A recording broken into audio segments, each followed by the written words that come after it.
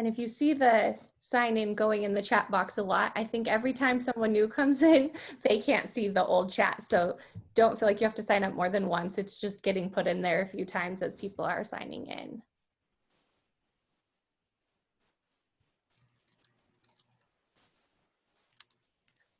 I'll look for the chat. I'm going to look for the chat. I'm sure I can find it.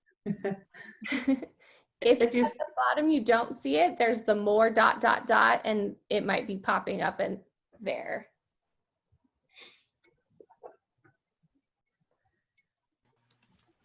Well, I'm going to go ahead and get started, and so that we have plenty of time for our panelists. So I want to say on behalf of Washington Association of Marriage and Family Therapists, that also knows it as WAMFT, and this networking committee, we really want to welcome you to, sorry, I'm double tasking, welcome you to the first installment of the series, Building a Better Us, Community Conversations for Systemic Thinkers.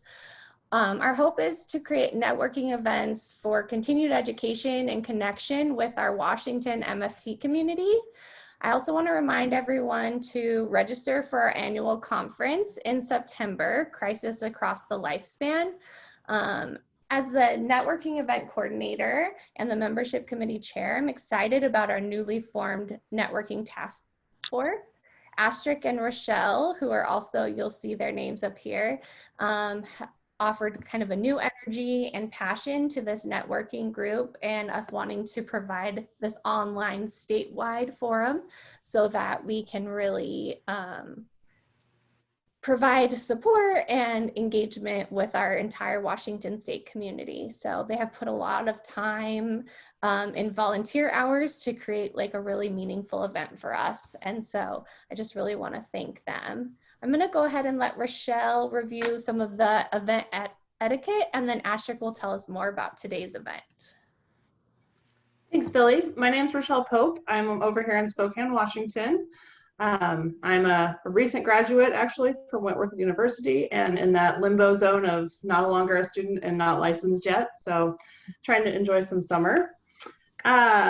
This is, like Billy said, our first event, so thank you so much for being here, and thank you for giving us a little grace as we learn how to work in this forum and manage something like this, so we appreciate that.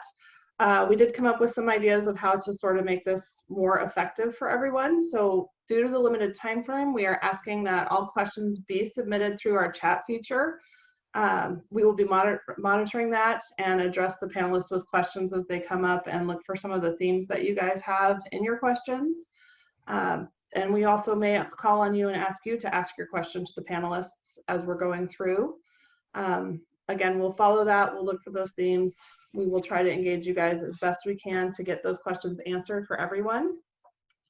If you do have additional questions, we ask that you email wamft@wamft.org after the event so that we can get those questions answered for you. During this initial presentation time, we are going to keep everyone on mute just to help manage all the background noise from everybody. You know, the random dogs barking, things like that. We do also just want to sort of learn how this works today a little bit, so we will ebb and flow with questions from the audience as to how best to proceed with that. Our intention is for the community conversations to be an opportunity to connect, learn, and share in very meaningful ways as systems thinkers. And we want to thank you for your patience and understanding as we explore this. Please remember to sign in. As Billy said, there's lots of opportunities in the chat. If you're just getting here, please make sure you scroll over the bottom of your screen and the chat feature will hopefully pop up for you. Go into the chat, make sure you sign in for us. That way we can keep track of you. And make sure that you get everything you're asking for from us. And just thank you for being with us today. I'd like to turn it over to Astrid to kick off our very first Building a Better Us, Community Conversations for Systems Thinkers. Good morning, everybody. My name is Astrid. I am a licensed marriage and family therapist. I actually graduated from Brandman University a while back. I'm currently working as an MFLAC and military family life counselor, and I live over here in University Place, closer to Tacoma area, if you're not too familiar with University Place. So welcome to today's community conversation, Standing at the Crossroads, supporting families through trauma, Black Lives Matter, and COVID-19 on a mass scale. So through today's conversation, we hope to encourage all of us to engage more deeply in these challenging conversations. We have assembled today's panelists to help all of us learn, share, and connect in meaningful ways as systemic thinkers. On behalf of WAMP, would like to thank Elena Dillard, Tanisha Medina, Jack Stell, and Anthony Pennant for participating as our panelists today. Anthony will be joining us in a little bit. Our format today will begin with each of our panelists answering prepared questions, followed by an open and question answer session. With questions submitted by you and our attendees in the chat.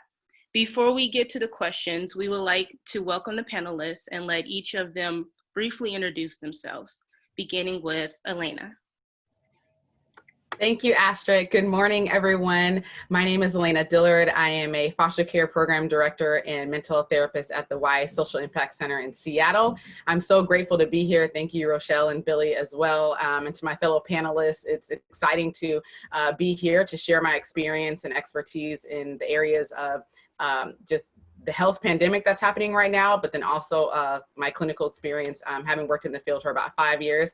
I am also a licensed marriage and family therapist here in Washington State, and really am just glad that we're having this conversation, and I look forward to what it's going to just unearth today for all of us to learn from each other and to share our knowledge and experience. I think a personal mantra I'll share very briefly is everywhere you go, you take you with you.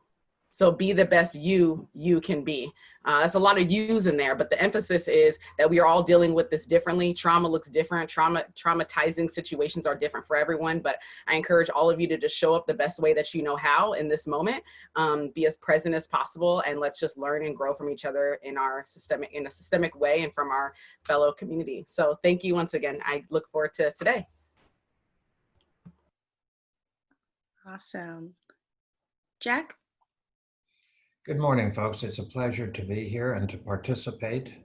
I am a licensed marriage and family therapist and a licensed mental health counselor and a licensed chemical dependency professional and certified in EMDR. I have a private practice in Spokane Valley, Washington. My areas of most intense focus in therapy is trauma and couples. I think doing couples work is juicy. It's really fun to work with couples. Interventions that I use are CBT, EMDR, IFS, neurofeedback, and other approaches. I'm a veteran. I served 12 years in the Navy on 4 submarines. So a large percentage of my clients are veterans from the different services. And I'm also a veteran of childhood abuse as well. And the experiences that I have had with trauma have given me a bridge of understanding and opportunity with my clients that has been very special. I am really looking forward to getting more information today from you folks and appreciating being a part of this today. Thank you.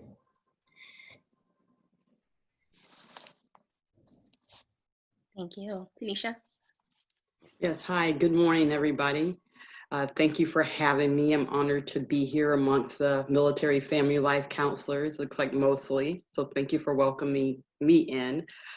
So yes, I'm Tanisha Medina, and I'm a practicing mental health counselor and also a military combat veteran. So I have over 20 years of combined experience working with diverse populations in various locations and capacities. And as a mental health therapist, I like to say that I empower and equip people who are emotionally wounded and individuals as well as couples to help heal themselves, build better relationships while strengthening connections, navigate through life's challenges, and show up as best versions of themselves by providing traditional and innovative strategies to exclusively fit clients' needs. So if you ask me which modality do I use various models, anywhere. I'm EMDR trained, solution focused, motivational interviewing, CBT, DBT, and the list goes on. It just depends on the client and how we go with that. But I'd like to say that my foundation is mostly person-centered. This is how I get started and bring that into every therapy session. Bringing it fast forward to kind of to today and what I do. I'm a military family life counselor. So I work mostly with military families and military members. So I do that full time. I also have a limited private practice where I serve clients in the community as well as veterans. Awesome. Thank you. Awesome. All right. So we're going to go ahead and jump right in. So first question, I'm going to start with Elena. What are you experiencing with clients at the crossroad of these events? How are you seeing this unfold on the ground? Ooh, that's a big question. Most of my experience has been with children and families, so 24 and under, so 0 to 24-year-olds, and it is heavy. It is heavy and it is tough. I've absolutely seen an increase in anxiety, frustration, stress, depression, trauma, loneliness, isolation, trauma symptomology, violence, a scarcity of resources, and just basic needs. And we know when basic needs are in trouble, when basic needs aren't being met, housing, food, and love and security, then that unbirths, essentially unravels the ball of yarn that continues to be present for our young adults. And so I'll keep using the word young adults because I have both clients and I oversee a portion of young adults. So young adults is the same in exchange for a client. But the young adults we serve and that I see specifically have definitely been feeling the intensity of COVID-19 and the Black Lives Matter racial tension. Just this week alone, I've heard of more than 5 incidences, separate incidences of IPV, of domestic violence, of child abuse, suicide ideation, homicide ideation, alleged and committed felonies, and the list goes on. It's been a really heavy week for me personally, being on the field and serving clients right now. Like I said, most of my population is 17 to 24-year-olds, and they are struggling, as well as some of them are parents, some of them are emancipated, so they're independent in their own ways, and it's been hard.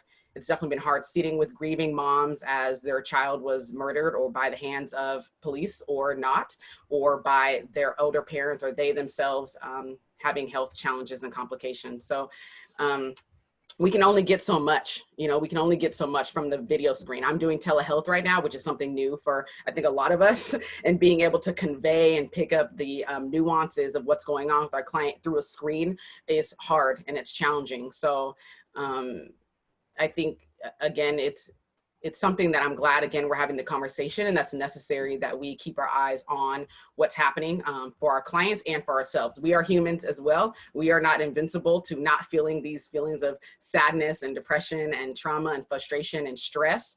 The global pandemic, the economic distress, the racial tension, impaired, disrupted social, communal, relational cohesion, socio-political chaos. It's the time is of essence right now.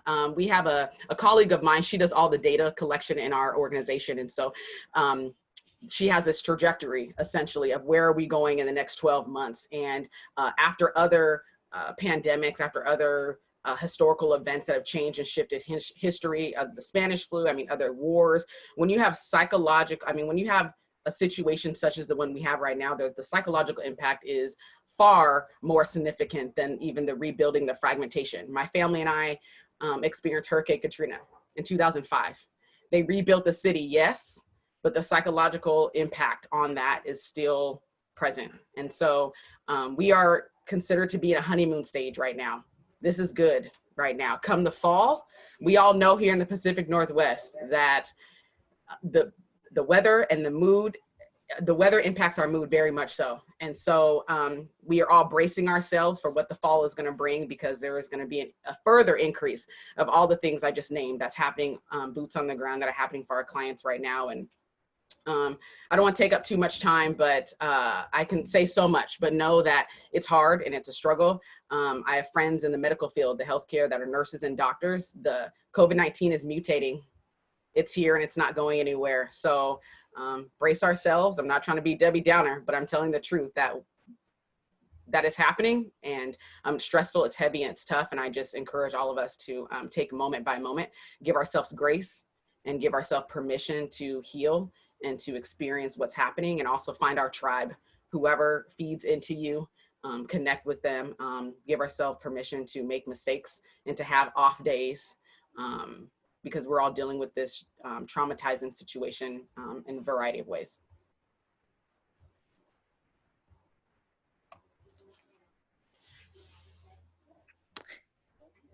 Jack, Tanisha, go ahead. I agree with what you're saying, Elena, especially with connecting with your tribe.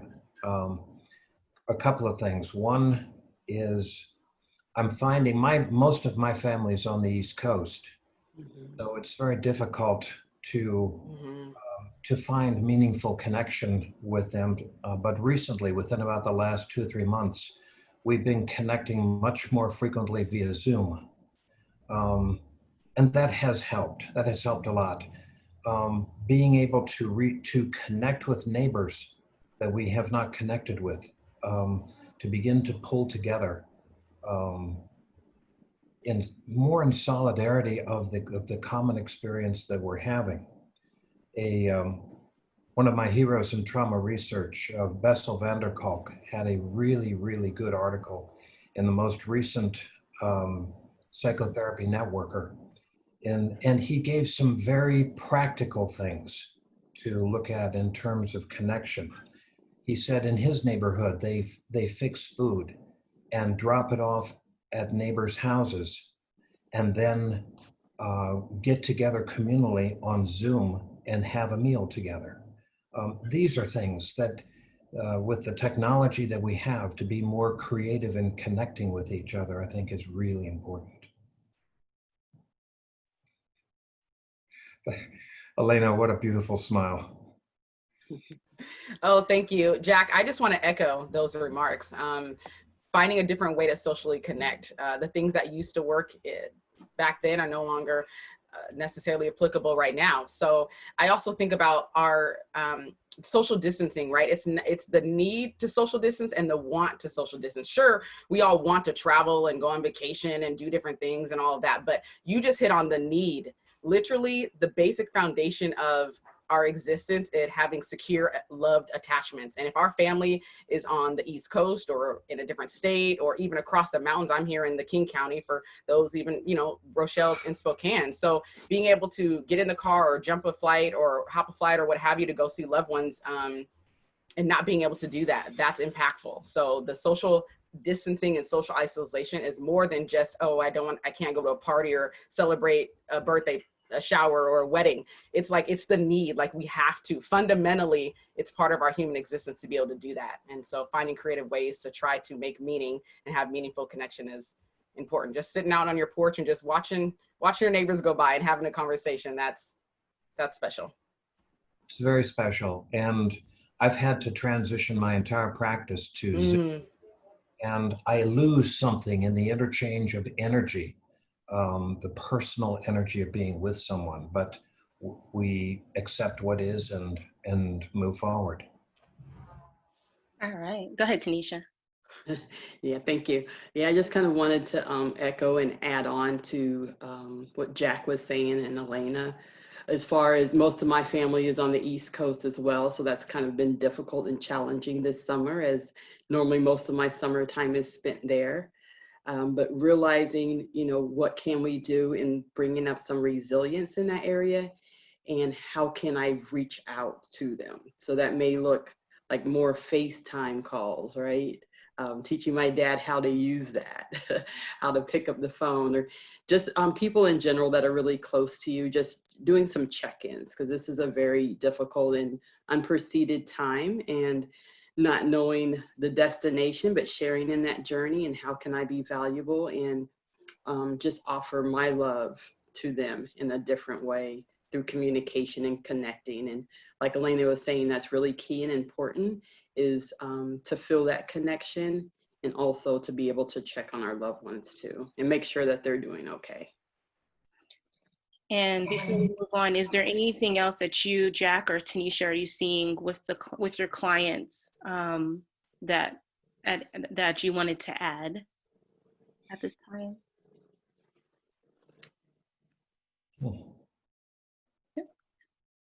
Okay, I just wanted to give everybody opportunity, sorry. Okay, so we'll go on to the next question.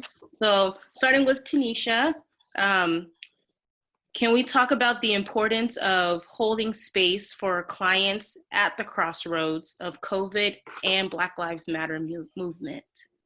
Okay, yeah, definitely. Elena kind of opened up the door there when she talked about sitting with. A lot of times within our space, that's what we're challenged to do for clients.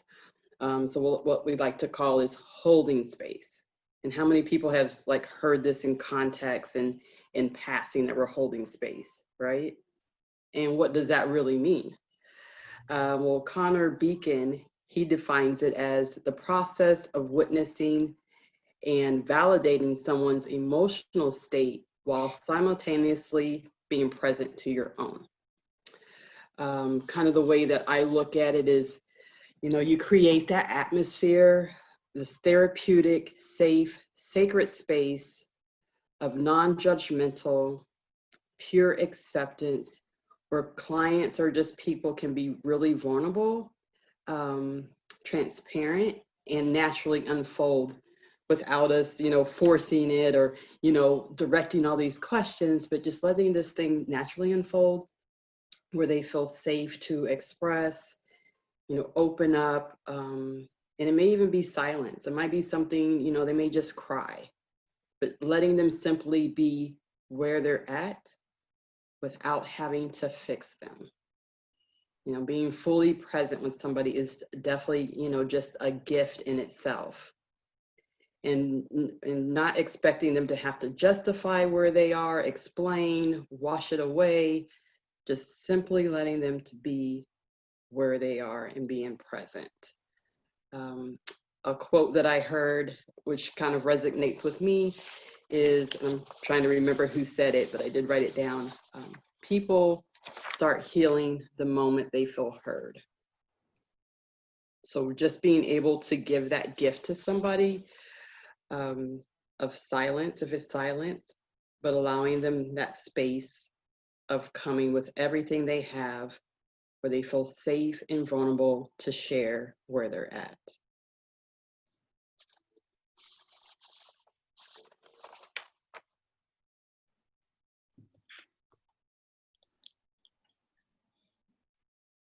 Jack, your thoughts? I was thinking as Tanisha was talking about holding the space, and I agree with what she's saying about being able to do that. I see that particularly with my couples, in partners holding the space for each other, as opposed to argument or confrontation. And like you said, Tanisha, when folks feel heard, movement occurs, healing occurs. Very much agree with that.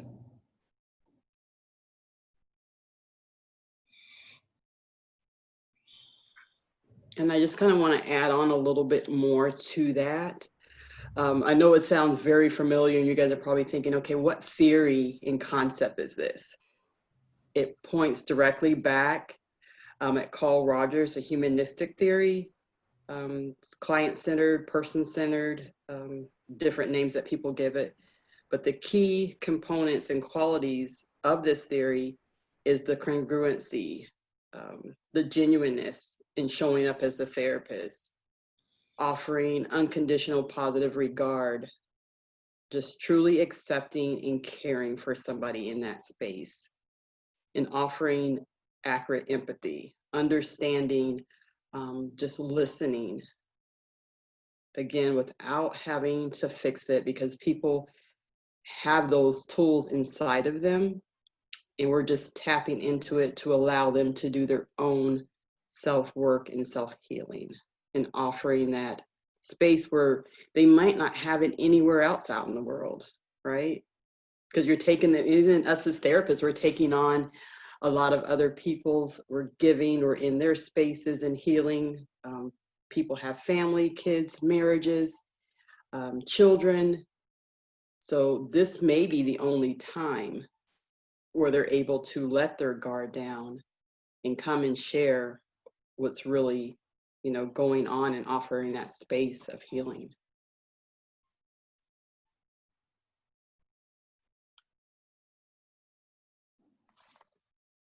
I was just going to add off of, oh, can you all hear me?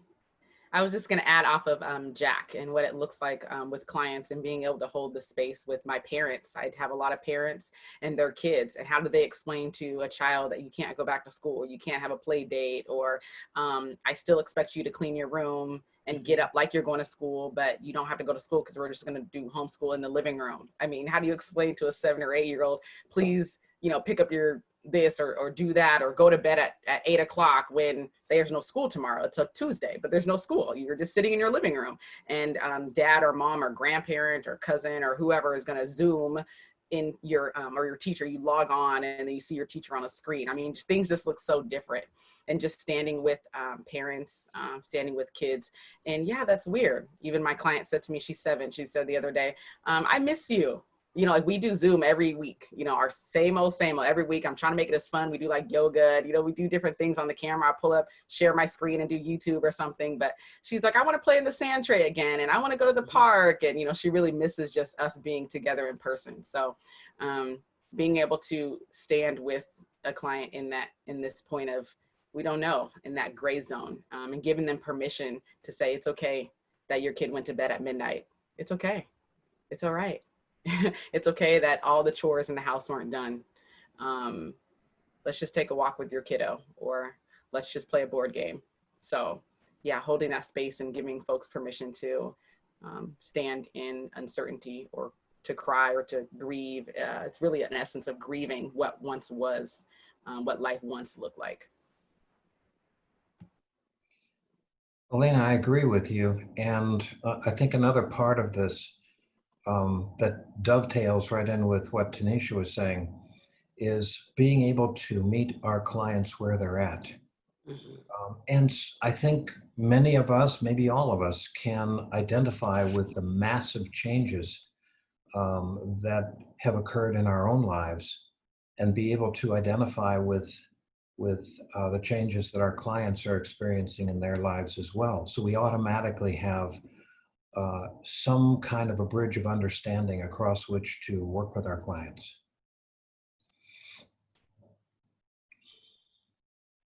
And during this time within clients, I'm seeing a lot of learning for them to connect together, because mostly as we're going about our day, people are at work, the kids are at school. Now we're in this contained area where we're having to learn to communicate together. And how do we connect spaces, intertwine those things in a healthy way, but also how do we separate and hold our own space for ourselves in a healthy way, so we can be better refreshed and prepared to come back together. I think that's kind of been the challenges where those lines get blurred, even with work, because people are working from home. I know I am doing telehealth, and and where do those boundaries begin and end, and how do you create those invisible lines when they're needed to just safeguard and protect some of your energy and space? Great. And then I also want to ask to our panelists, how about holding space in regards to the Black Lives Matter movement? How can we help our clients hold space for that?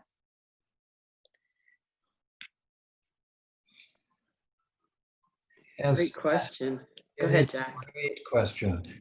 As a white male, I think part of my first duty is to be not just aware, but seek for understanding of the of the environment in which I'm living. That includes folks of all nationalities and races, but especially the focus on African Americans in this very troubled time, not making assumptions, learning what I need to learn to connect. I think assumptions can be deadly when we're working with folks that are of different races or different nationalities than ourselves, as opposed to being open to learning. I find what I tell my clients is that my clients are my most profound teachers. Every client I have teaches me something new, and I truly appreciate that. But this is a turbulent time on my own stuff. It's a turbulent time and an opportunity to learn more about folks who are different than me, as well as learn about myself. So it's an ongoing process, and it's not easy.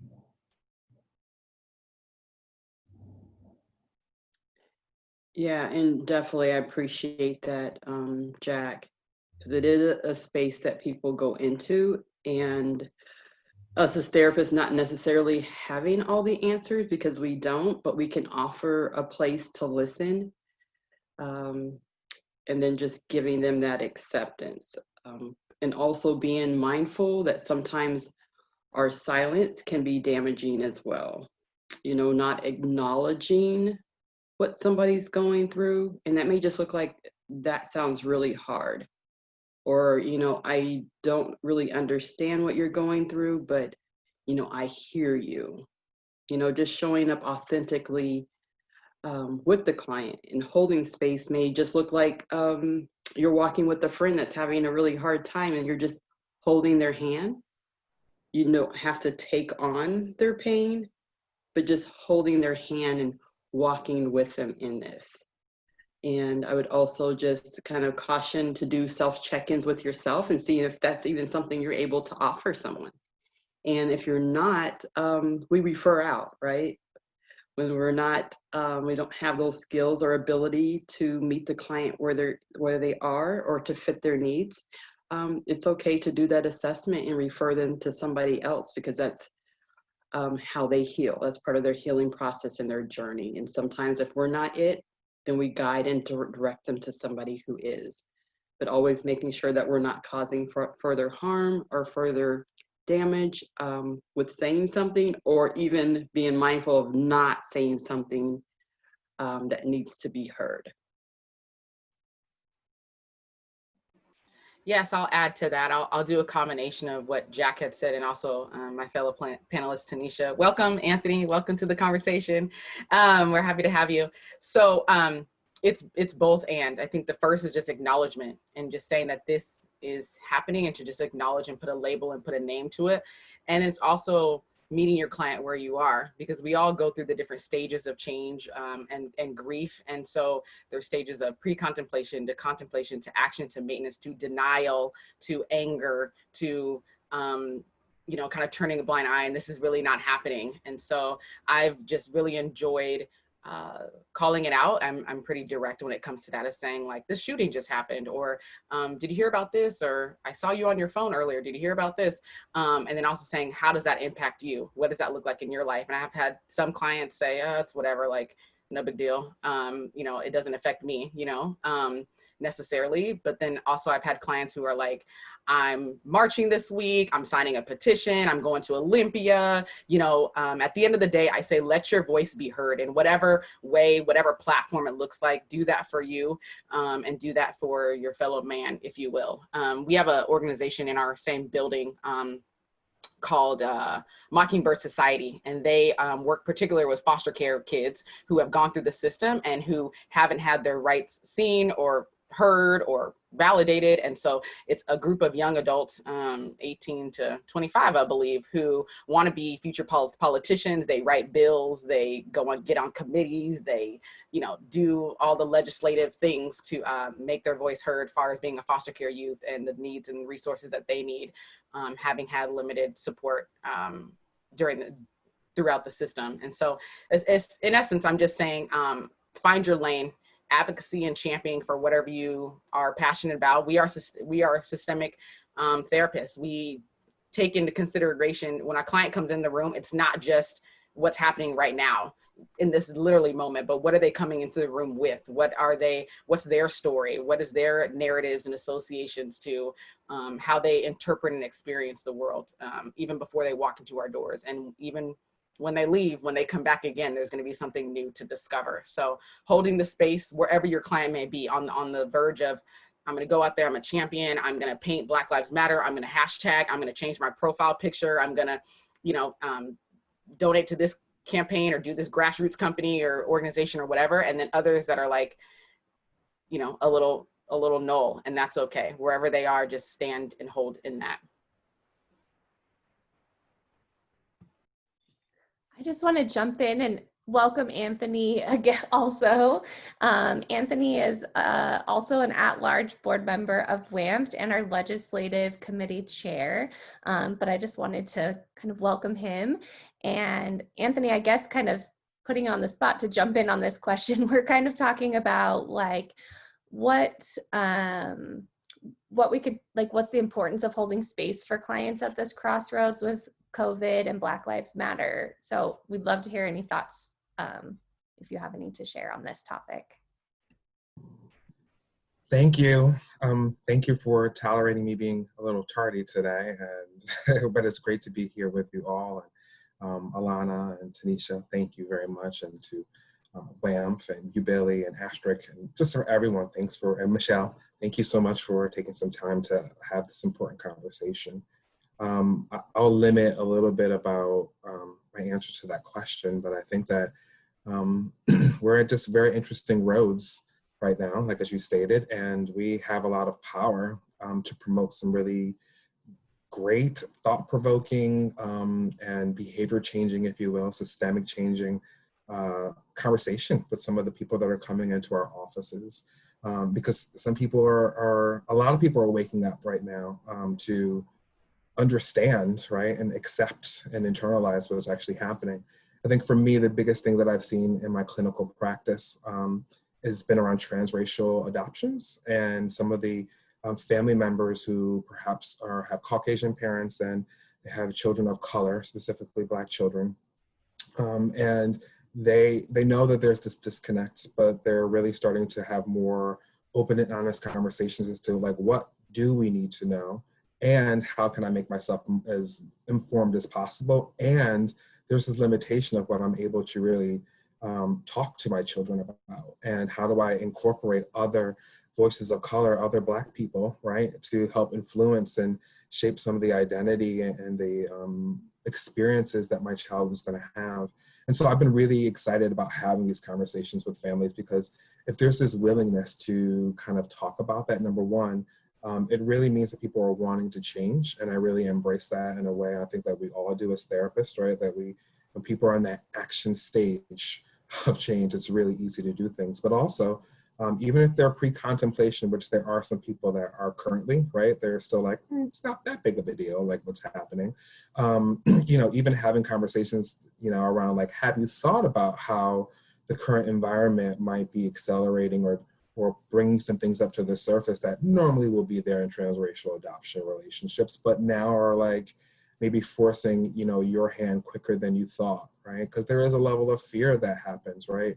I think just in parenting in general, like, I got to protect my kid, I have to do the most. And I had a colleague tell me a little bit, just a side note before I finish, around we can be therapists that, when we're working with children, we're working with parts of the system. We can be the ones that help them cope with, right, the current structure in the home, or we can have conversation around how to make the system more wholesome, more systemic, more protective in a way that is more flexible, right, and less an issue. And I think that like that's a great way to kind of talk to some parents that might be pre-contemplative around these things, and even if they're not transracial families, right? It's just still important to have that conversation around like, well, what do you want to do with this information, right? Like, what do you want to do with these feelings? How do you want to show up in a way that teaches your child and your family to be equitable, right? And in conversation and to fight oppression. It's in the school systems, right? Like it's in special education. There are ways in which that racism is embedded in ways that we're being called to the carpet right now, and we can call people to the carpet to fight. And that's where I'll end. That's great. I just also want to remind everybody, if you haven't signed in yet, go ahead and go into the chat box and sign in through the Google Doc. Also, please use the chat box to write any questions or write any comments, because we're going to have time towards the end of this to ask our panelists questions that are submitted by y'all attendees, okay? All right, so moving on to the next question. So we're going to start with Jack. What do you hope for the participants in this event to take away and implement into their work on the ground?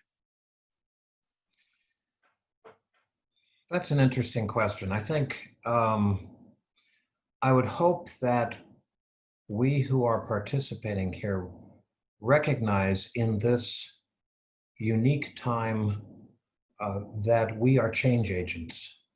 When we think of ourselves as parts of systems, understanding that there are many systems of which we are a part, and that we can have an impact up and down that chain of systems that we're a part of, in dealing with anxiety and depression, and all of the different symptoms that COVID-19 as a trauma has impacted people with, and recognizing it starts with us individually. When we change ourselves, we begin the process of being change agents for our clients and for the people around us.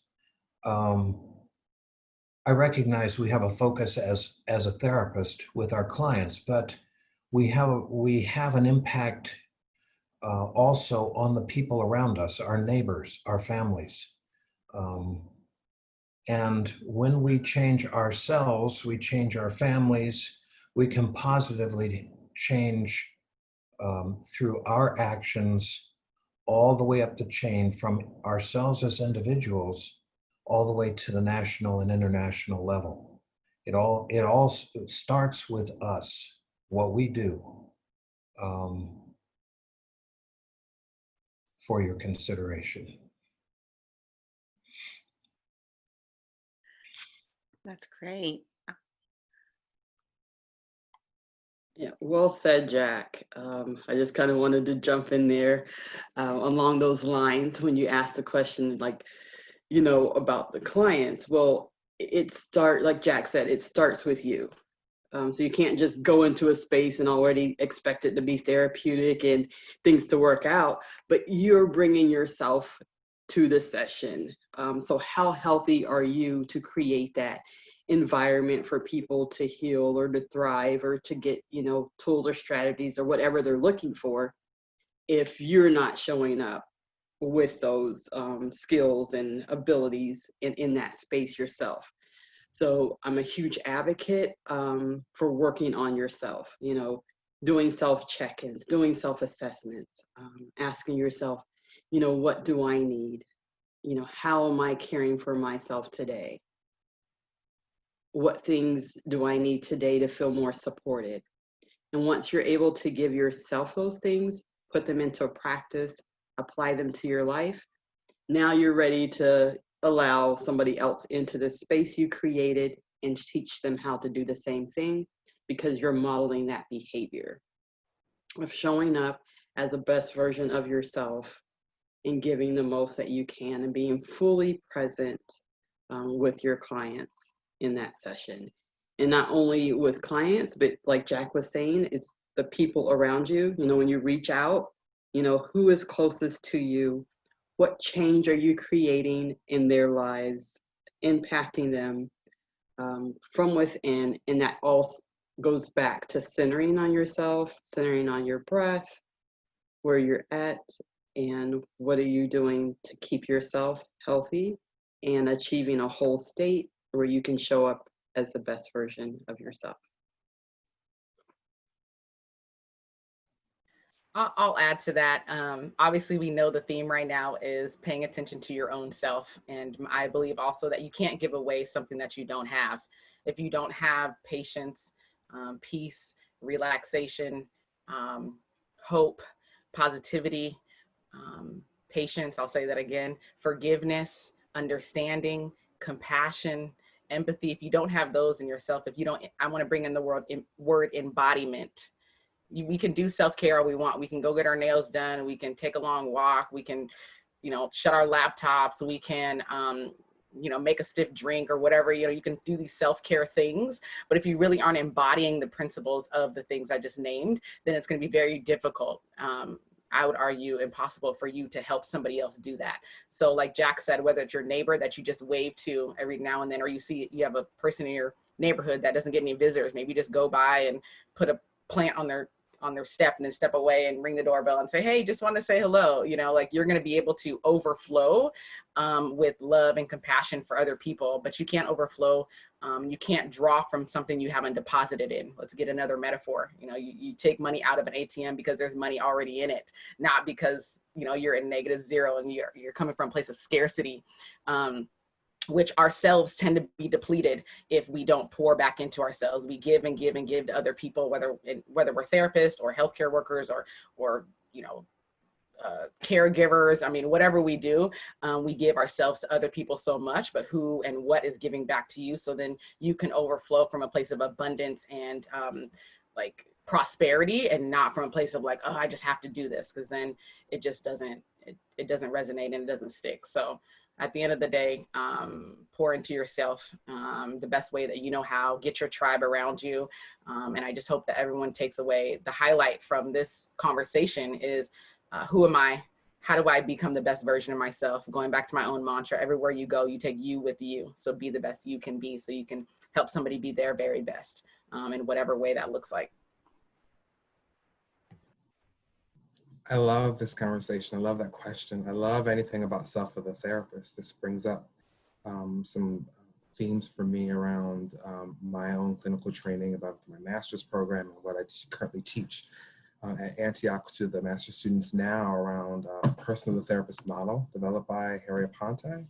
And it's a wonderful lens in how we look at self-care and self with a therapist and how we show up. And I think what was stated previously around, just showing up in a congruent, authentic way and understanding our own reactions and lived experiences that we will have. And that should be an integration, right, and to what's happening. And sometimes our clients can find a lot of strength from that we can be so upfront and honest around that's kind of what's happening for me too. That may have been an issue before me in the past, and I found some healing in this particular way. It's really, really, really great to be able just to be congruent like that and to have that parallel process with our clients. And lastly, the work that we do, I'm sure you all know, right? But the work that we do, specifically given this conversation around, anti-oppression, anti-racism, all this kind of work that we're pushing to do, it does take a toll on us. And being able to replenish ourselves, knowing that we are actually working to dismantle a system that's in place that's pretty powerful, is no easy feat. And whether it be that micro conversation that we're having on a client scale, or if it's a larger advocacy role that we're fighting against, in legislative worlds and policy making and things like that takes a toll. And it's okay to say, you know what, I need a minute. I have to figure out what I need, that peace, that compassion, that empathy, that, I need to detach for a second because, I need to recharge, and who your people are. I love that you said that, Alana. It's a wonderful thing about surrounding yourself with like-minded people that will pour back into you what you need when you say that I need what I need. But we only know what we need if we actually sit with ourselves to kind of really be open and honest about that. So I love that. I love self with a therapist conversations. This is awesome. Good stuff. So the next question, I'm going to start with you, Anthony. So what are you hearing on the Hill, and what do you need from this systemic community to support change? What are we hearing on the Hill? So I will be honest, what we're hearing on the Hill a little bit is a little bit of a panic, right? Based on, oh, there are these gaps of laws and policies that we have totally seen and probably know they are there, but they're looking for, you know, some guidance and some kind of conversation as to how we can promote more equity in the delivery of care, I think. And so one thing that is starting to be pushed specifically from our organization, and I think it's starting to pop up in other organizations now, is the need for multicultural or diversity CEs. I think that we're really in a very good position right now to, number one, work with some other mental health agencies to promote that, right? That policy from the Hill. And I think that our legislators would be absolutely open and happy to get that. But what we're not hearing and where we can fill the gap is to what does that look like to have some diversity training, right? For our field, and how can we make it as systemically, not informed, because informed is like, you know, how things work systemically and everybody can do that, but how can we actually have a true systemic diversity, multicultural CE program and have that standard, right, be in place. And what I would need, right, I'm just thinking, I'm putting my chair hat on, but what I would need from this organization and from all of its members is like, well, what would be great? What are some things that you're hearing and seeing in your private practices and your conversations, but with friends and families and with other agencies that you're all affiliated with? Like, what would you need in order to make sure that it's accomplished in a way that that could be a standard, right? Because it's one thing for one individual to say, in conversation with a supervisor or in consultation meetings that you're all may be involved with, like, we need to do this, we need to do that. But if you have an organization that's working with the state to say, these are the specific things that need to be in place and how we need people to respond, right? Because that's a big thing. Like, we don't want it to be a check off the box thing. We want it to actually be something that causes systemic change. So that's what I need, right? I need all the information to come towards me so that we can shape something in a very effective, meaningful, and have some intention behind why we're doing what we're doing. So good. I want to open it up to the rest of the panelists. Is there anything you want to add to what Anthony has said, or any questions regarding that? Anthony, I have a question. How to put this in words? It feels like at a local level and at a state and national level that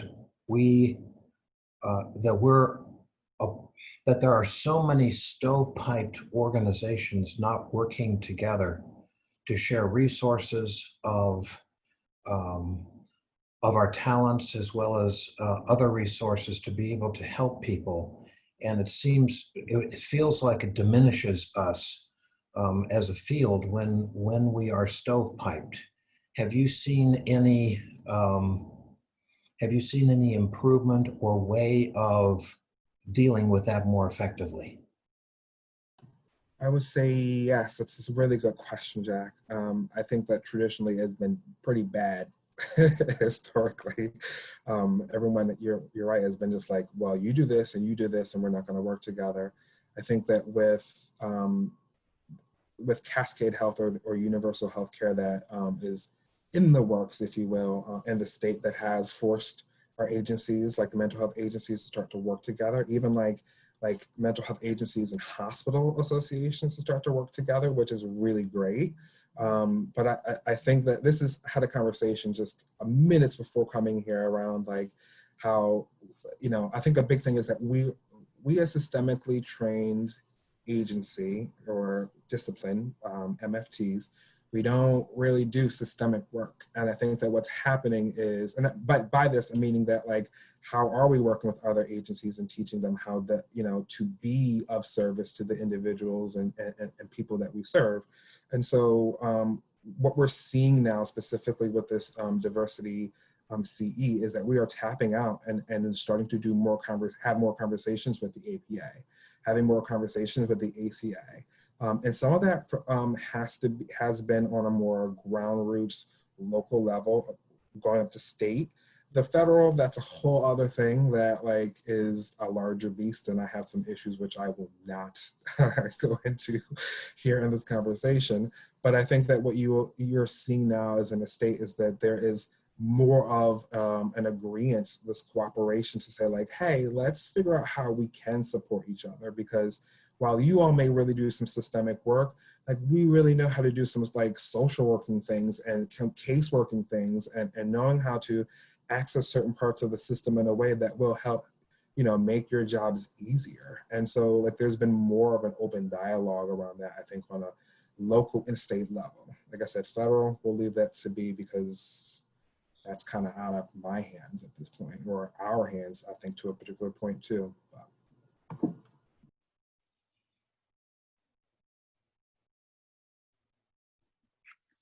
Okay, so I'm going to go ahead and start reading some of the questions that have popped up.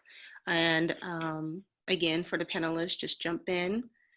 Let's see. So the first question is, let's see, how can I be the best advocate in Black Lives Matter movement as a white therapist? Should we be considering anything professional when attending protests or any social justice events? It's kind of a two-part, sorry. If I can jump in for just a second on that, kind of amplifying what I was saying about myself being a white therapist, white male therapist, and trying to recognizing that there are so many embedded difficulties that African Americans deal with that we don't even consider. I think a lot of folks think of, for example, white nationalism as being those active things that we see in the news, not the embedded things in our culture that African Americans need, unfortunately, on a day-to-day basis, have to grapple with. There is I think it's a PBS special. It's a 2-hour special that I would recommend called 13th. It is a really, really good primer for a white therapist to begin to understand the topography of what they're dealing with, as an example.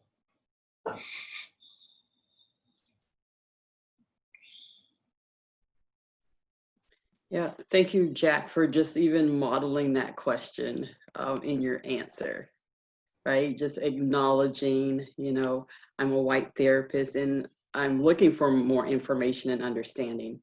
I appreciate the question. I appreciate that you want to know how to be a best advocate for Black Lives Matter as a white therapist.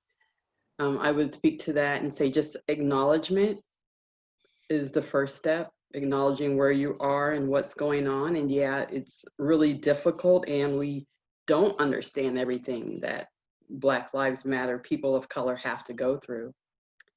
And I would also take an approach of just asking your client or people, you know, what do you need most from me right now?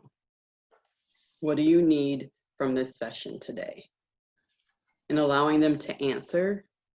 Doing validation, just validating where they are. Again, not having to fix or change or do anything.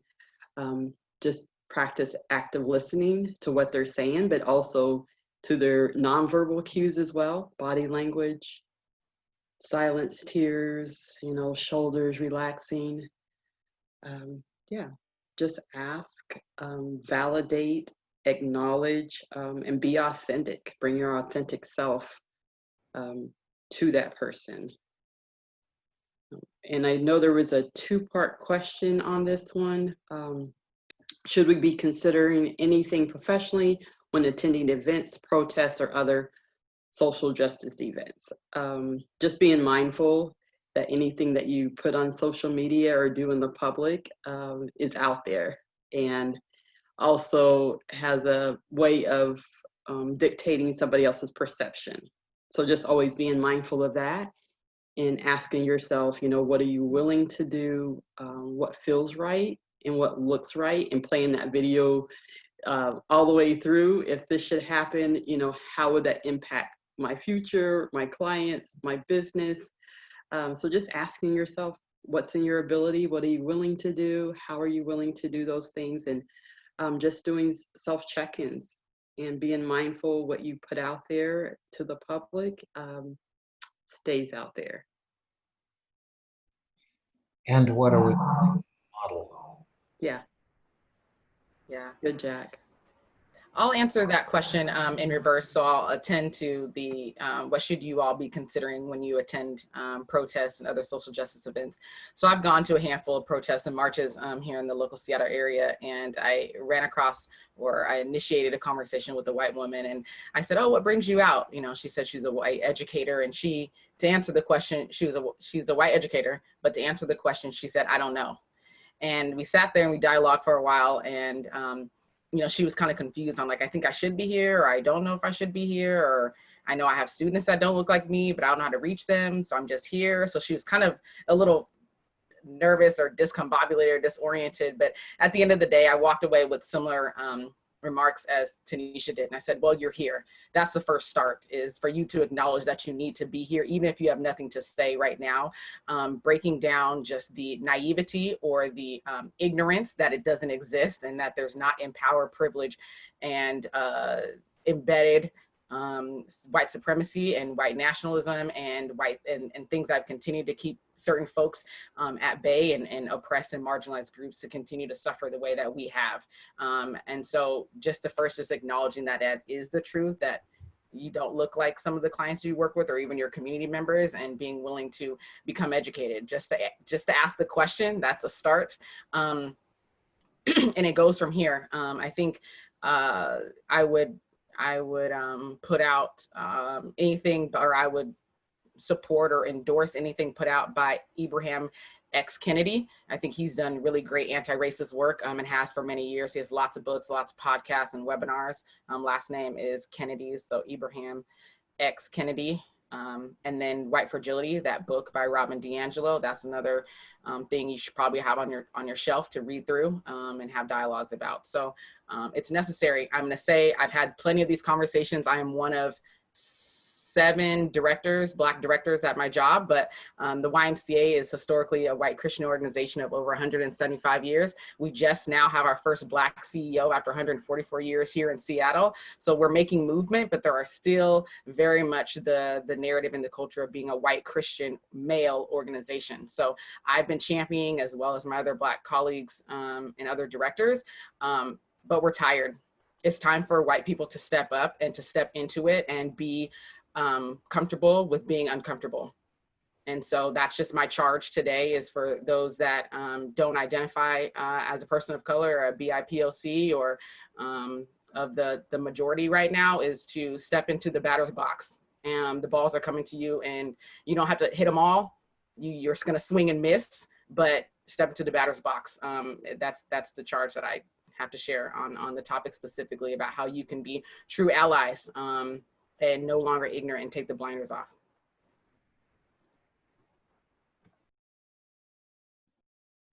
Okay, I'm going to go on to another question, and for the panelists, if you're comfortable with answering, how have the racial protests affected you, and are you willing to share any of your own experiences? Elena, I know you touched on your example. Thank you for opening with that.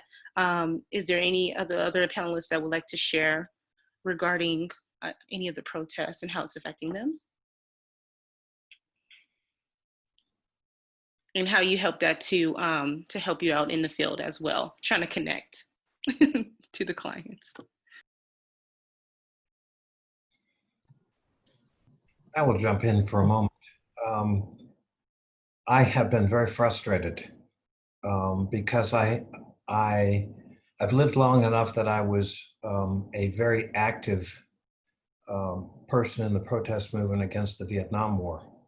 And I've wanted to be actively out on the streets in protest of the injustice that that's been experienced and is now emerging.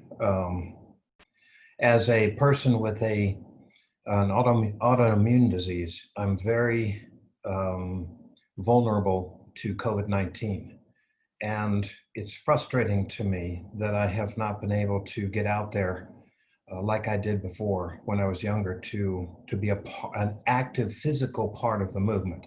Now, I know there are many things that I can do to be of support other than just being out on the streets, but it tugs at my heart because I want to be there.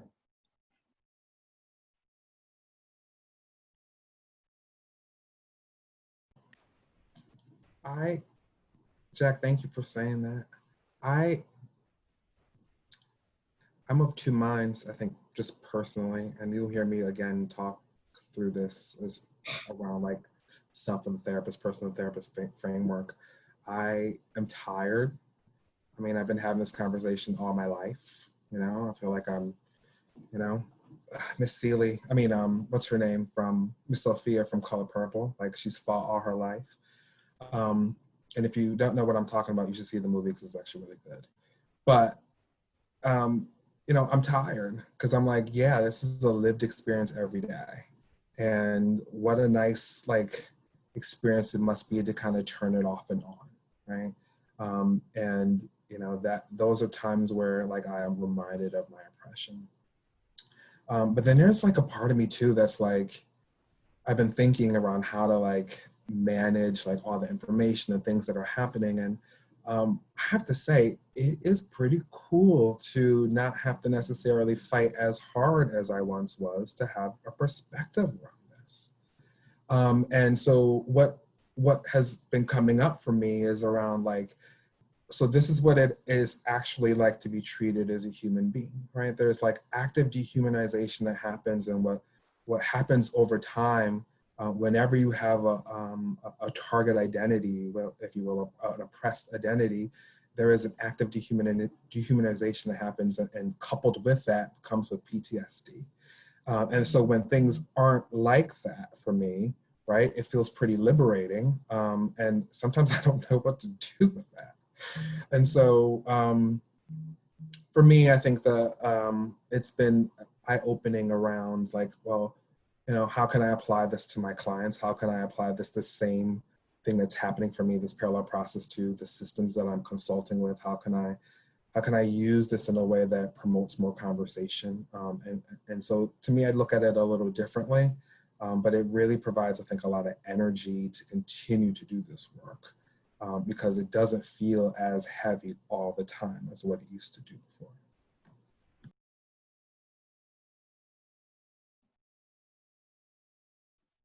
Well, that was a good combination of both of those, what's going on. Yeah, with the protest and just arriving social justice, I think if it was maybe 5 years ago, I would probably be the first one out there on the lines. But having to do risk assessments, safeties, and just check in with myself and where I'm at, kind of like with Jack, like what's in my ability, how is it going to affect my health, just different health conditions, how do I protect my energy?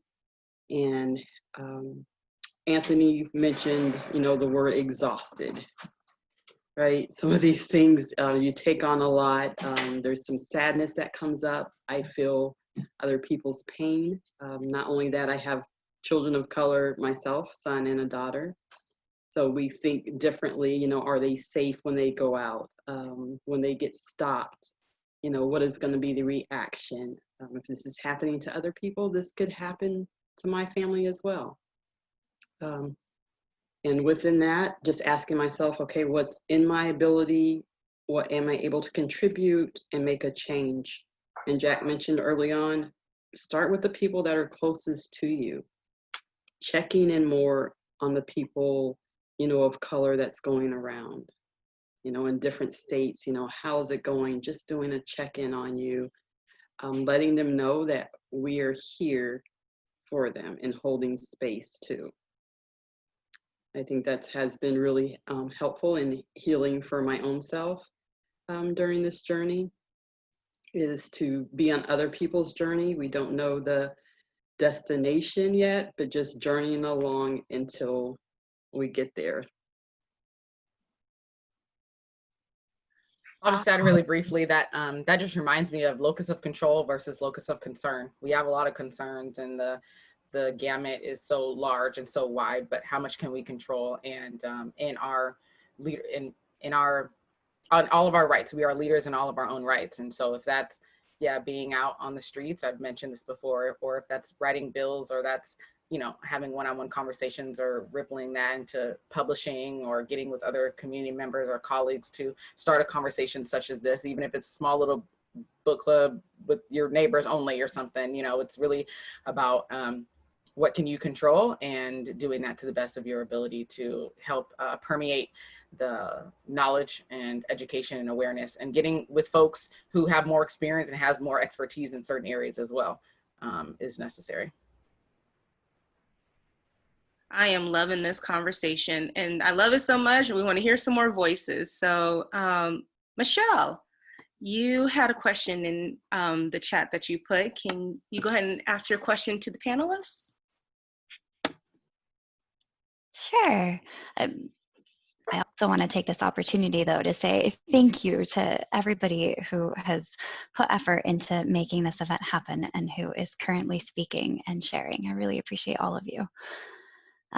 So my question, and I was having a hard time figuring out how to phrase it specifically, but I guess I just want to be a little bit mindful of the fact that as a white person, I might be attracted to different organizations than maybe people of color are at this time, kind of specifically Black. And so just kind of asking, like, are there organizations that either people of color clients are telling you they're finding to be really kind of helpful and supportive and kind of feel good? Or are there ones that you maybe personally are involved with as a therapist that in some ways you would just kind of give your stamp of approval to?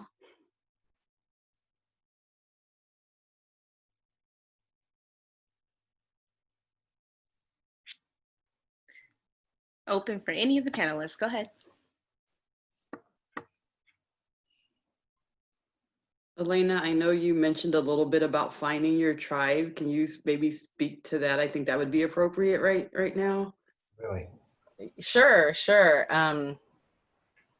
Where do I start?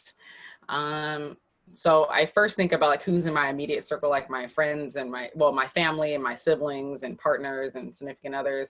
And then outside of that is just like my mentors. I have a lot of people that I lean on. I have mentors, I have a spiritual advisor, I have a life coach, I have a therapist, I have a couple business partners. So I definitely, when I think about my tribe, I think about all the aspects of who I am, mind, body, soul, and spirit, and who in those have experience or expertise in being able to help me manage all of this, particularly as a therapist. I have a group of ladies at work that they're in different departments, but I definitely can call on them of like work matters or things going on. And obviously my clinical director, my supervisors are super helpful. I also work with Africa Town, which is Black Dot Underground. It's an organization in Seattle.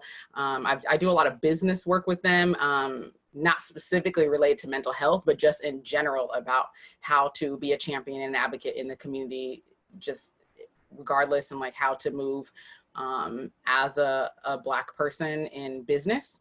And so they usually have a lot of webinars and they have a lot of like events. They've done the Juneteenth celebration at the Northwest African American Museum. So That's when I think about resources, or when I think about an organization, I think of Africatown, Blacked Out Underground. It's on 23rd and Jackson.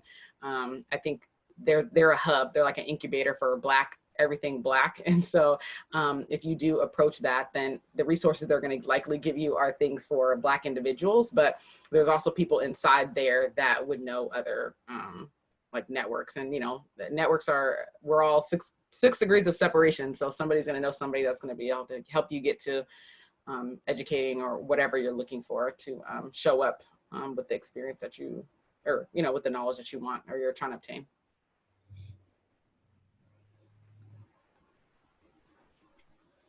Great, awesome. Okay, so is it Megan? Megan, I saw that your question was next in there. I wanted to give you an opportunity to ask the panelists because it goes perfect into this question that we just asked. Go ahead. Sure, yeah, it's Megan. Yeah, so thanks. Oh, I just now saw your private message, so sorry. Yeah, I just wanted to ask, been taking in and trying to absorb a lot, books and reading and being a part of other groups to be accountable in that and doing reading together through my organization that I work for and apart from that. But any specific books or other resource recommendations around us as mental health providers, understanding the intersection of systemic racism and the mental health field specifically, and our kind of history as a profession. And I know specifically with marriage and family therapy, just historically, a lot of the institutions that still educate marriage and family therapists, including the one I went to, are white and Christian. So trying to expand upon those things and trying to understand those specific and educating myself more about those specific intersections. Mm-hmm. Thanks. Yeah, I just wanted to quickly jump in here. Megan, thank you for your question and wanting to find more resources and learn more about it. I would recommend what's been helpful for me and I've learned for myself. I'm a big person on if I can use, between reading, YouTube videos, anything that, you can just kind of pour in information, podcast. But one that comes to mind is Jane Elliott. And she's done anti-racism experiments. And I don't know if anybody has heard of her. She's been on Oprah and different platforms, but she does this experiments with people of color versus white people. And it just kind of walks you through it and almost puts you kind of in the shoes. So I would recommend watching that one. That may be helpful because I've learned some valuable information on different perspective and how it feels, to be in a person of, white color versus Black or person of color, and just what that experiment is. And also she'll teach a lot about the results and how it impacts and changes lives. So that's one of my recommendation and go-tos.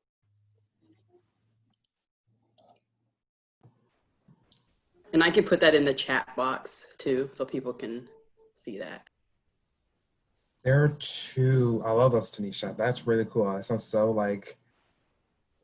anthropomorphical, kind of background, which I think is really important. I like that.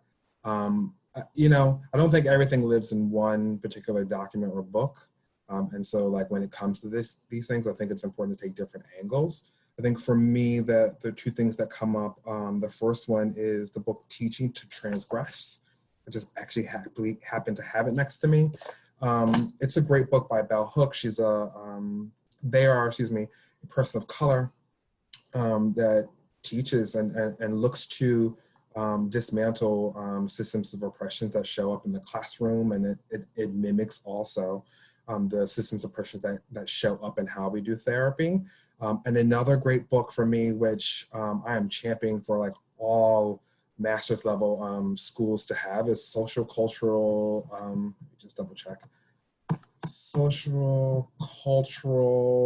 attuned family therapy. And so what that is, it's by Carmen Knudsen Martin. She's one of the authors on there. I'll write this all in the chat too. It is a great way of how you can use specific theories, but talk about the dimensions of power that show up. as a therapist with a family and client. And so obviously, if we're going to talk about oppression and bias and racism, we got to talk about power and how that shows up. And maybe even like flattening out some of the hierarchy that happens, right? And also owning some of our power and knowing that what happens specifically when we have families or couples or individuals of color that come into the therapy room, that there always is this assumption around like what people historically have done to people of color in the name of therapy.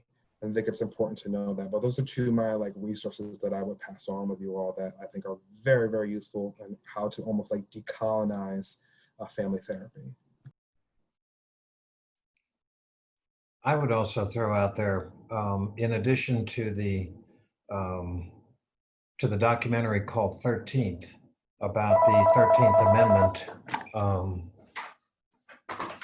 I would also recommend, over the last few weeks, there has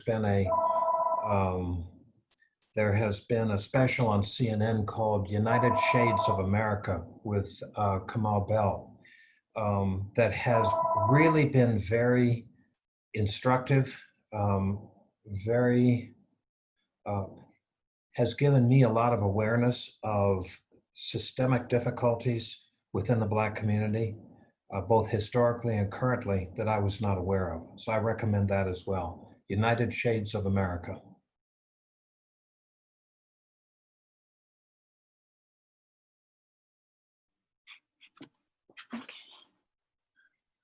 Thank you for putting the resources in the chat. That's awesome. And I hope everybody been able to get some notes and everything like that. Perfect.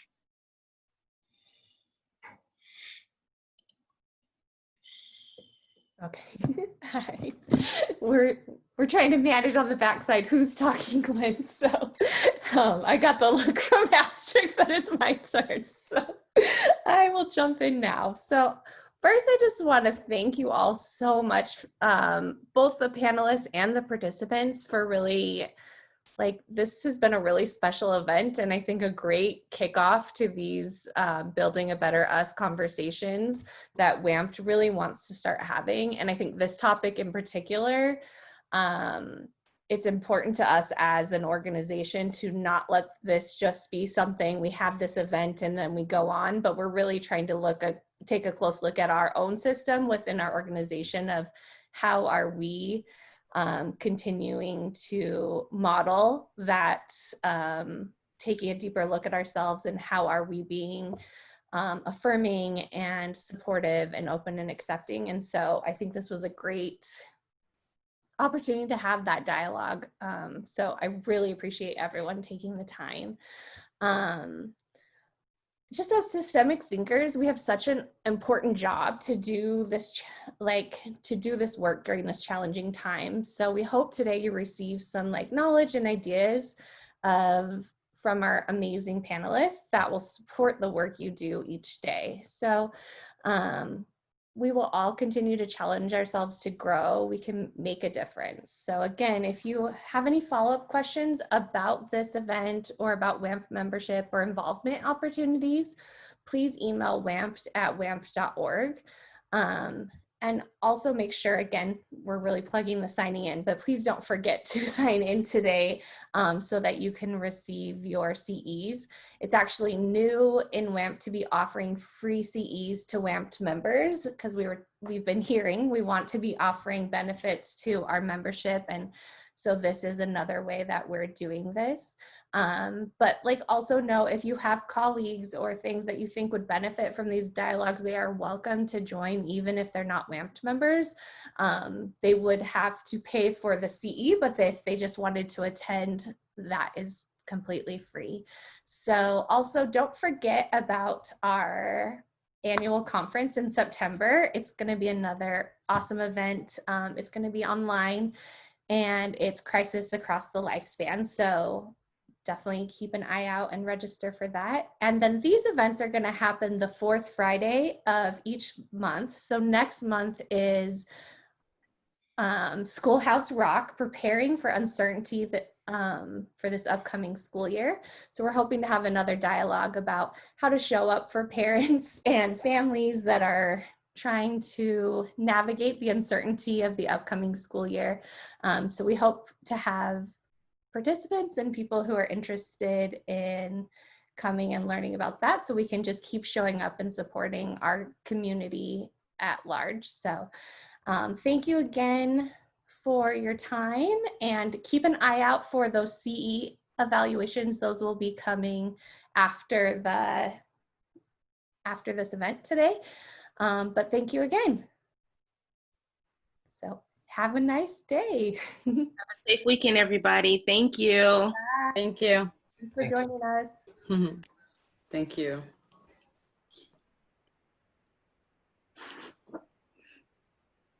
Astrid, do we need to stay on at all for a little bit longer or no?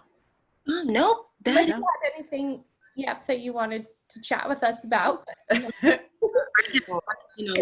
Elena, especially with you and Tanisha, and Astrid, I would sure like to have another collaborative conversation with you.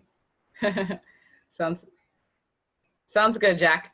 It was a pleasure to be with you all panelists.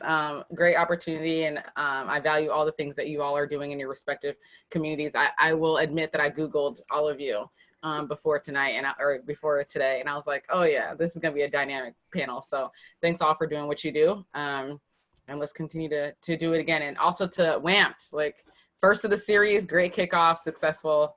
And how many are there? There are 3. How many such series are you doing? Different conversation topics for the year. So okay. Nice. All right, roll up your sleeves. We're just getting started. The water is warm. Yeah.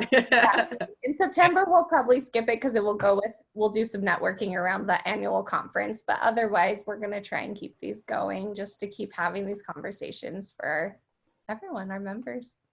Anthony, thank you for the work you're doing right now too. Yeah. Yeah, thank you for putting this together and your professionalism with, the emails out and setting up the agenda and the platform and keeping everything streamlined and structured, and especially around a hard conversation. So I appreciate you guys bringing that and just being around all these compassionate hearts on wanting to, show up better and just to do things, the right way for our clients. So it was a privilege to be a part of this today. So thank you for having me with the marriage and family counselors. Yeah, no, thank you.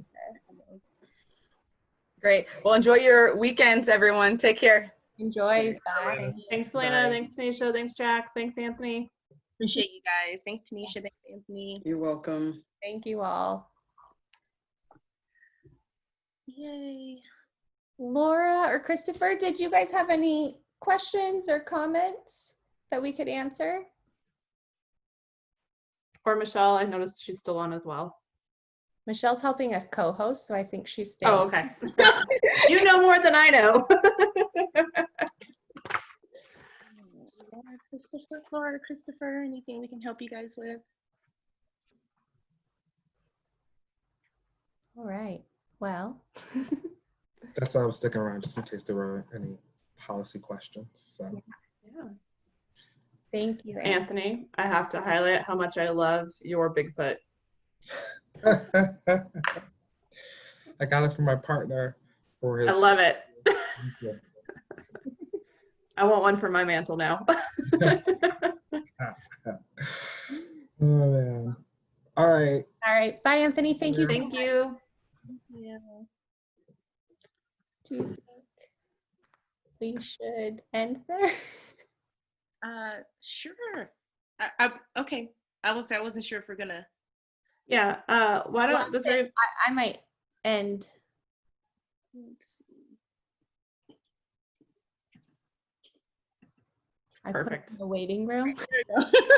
I was like, I didn't want to be like, we could jump off and go on the other call, but we're still recording. 1 second.